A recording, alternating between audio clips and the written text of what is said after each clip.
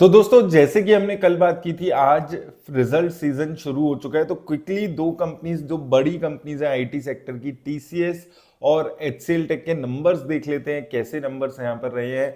तो सबसे पहले टीसीएस के नंबर्स की बात करते हैं। तो देखिए रेवेन्यू में आपको एक अच्छी ग्रोथ देखने को मिली है।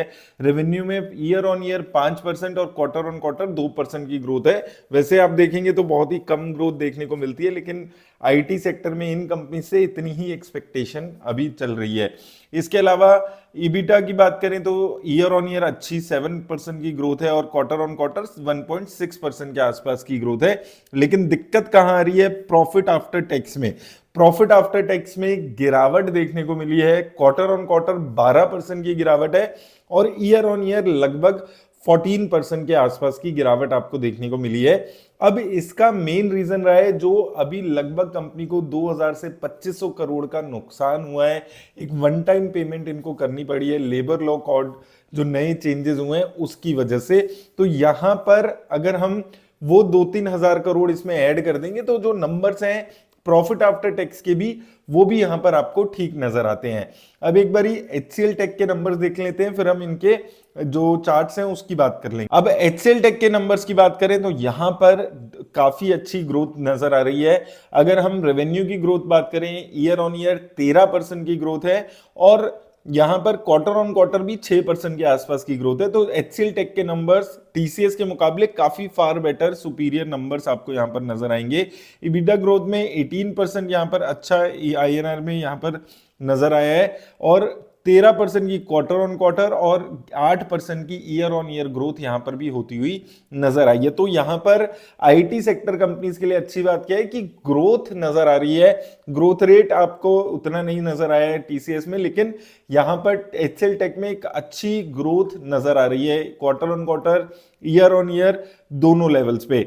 वहीं अगर हम ओवरऑल गाइडेंस की बात करें तो इन्होंने 4 से 5% की गाइडेंस दी है। तो 5% ग्रोथ की गाइडेंस यहां पर आती हुई नजर आई है। 12 रुपए का डिविडेंड यहां पर इन्होंने दिया है और ओवरऑल यहां पर आपको अच्छी ग्रोथ आती हुई नजर आ रही है। अब दोनों कंपनीज के एक बारी चार्ट पे बात करते हैं, लेकिन यहां पर भी जो वन टाइम जहां पर इंपैक्ट आया है न्यू लेबर कोड्स का, लगभग 1000 करोड़ का इंपैक्ट इनके प्रॉफिट्स में भी देखने को मिला है। तो दोनों कंपनीज में प्रॉफिट गिरा है अगर हम क्यू ऑन क्यू देख रहे हैं, लेकिन उसका रीजन है एक वन टाइम एक्सेप्शनल खर्चा।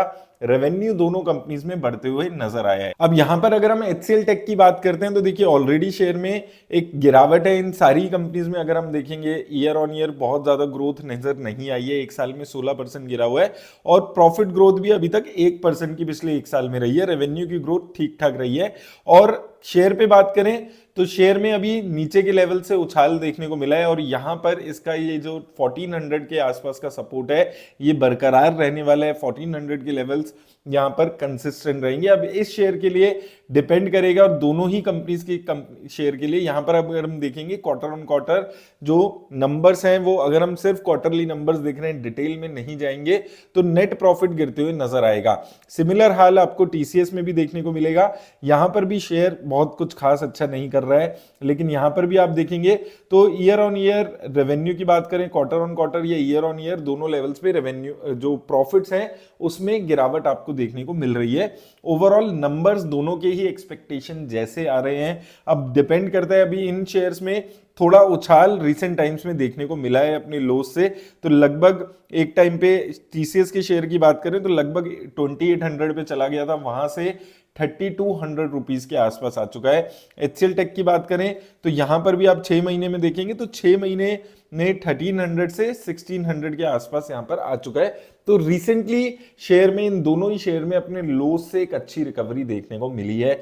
मुद्दा यही है कि क्या मार्केट में ये जो 1000 करोड़ और 2-3 हजार करोड़ की लेबर लॉ कोड्स के वजह से नुकसान इन कंपनीज को हो रहा है वो ऑलरेडी प्राइस्ड इन था, या मार्केट को ये चीज एक शॉक की तरह लगने वाली है और कल इन शेयर्स के चलने ना चलने पे ये चीज बहुत ज्यादा डिपेंडेंट है। ओवरऑल दोनों के रेवेन्यू में अच्छी ग्रोथ है और प्रॉफिट की बात करें तो प्रॉफिट में दिक्कत बस इतनी है कि इनके प्रॉफिट्स को नीचे खींच रही हैं ये जो वन टाइम एक्सेप्शनल आइटम इनके पास आती हुई नजर आई है। ओवरऑल दोनों के ही प्रॉफिट्स अच्छे, दोनों के ही रेवेन्यूज में ग्रोथ अच्छी आती हुई नजर आई है। तो उम्मीद करता हूं आपको हेल्प मिलेगी वीडियो से, लेकिन याद रखिए किसी भी तरह की इन्वेस्टमेंट की राय नहीं है।